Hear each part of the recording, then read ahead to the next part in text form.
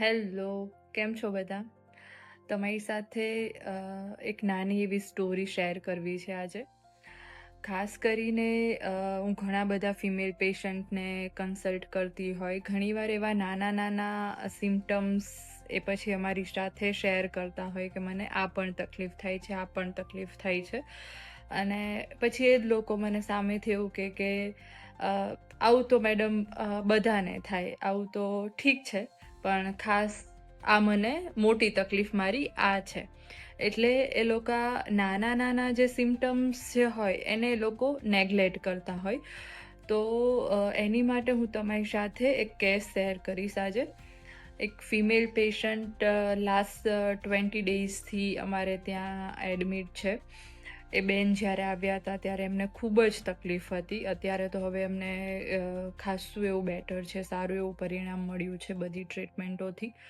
પણ મારો અહીંયા આ કેસ શેર કરવાનો પર્પઝ એ જ છે કે એ બેનને પહેલાં બહુ જ નાના નાના સિમ્ટમ્સ હતા કે હાથમાં ખાલી ચડી જવી, હાથમાંથી કોઈ વાસણ પડી જાય, કારણ કે એમને સર્વાઇકલમાં 9 કમ્પ્રેશન હતું.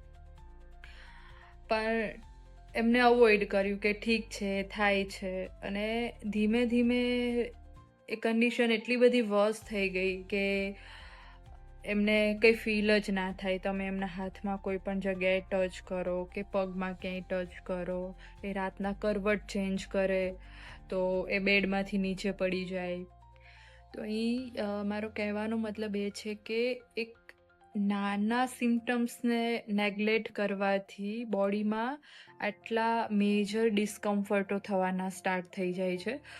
તો ખાસ કરીને આપણે આ બધા નાના નાના જે સિમ્ટમ્સ જે થઈ રહ્યા છે તો એ કંઈક મોટા ડિઝીઝ થવા પહેલાંના બોડીના અલાર્મ સાઇન છે. તો આ અલાર્મ સાઇનને તમે સાંભળો, તમારા સર્કલમાં કોઈ ડૉક્ટર હોય, તમારા ફેમિલી ડૉક્ટર હોય, એ લોકોને કન્સલ્ટ કરો અને એને નેગ્લેક્ટ ના કરો. અને એની માટે જે કંઈ કરવાનું છે એ કરો, જેથી આપણે શરીરમાં કોઈ મોટી બીમારીને અટકાવી શકીએ. થેન્ક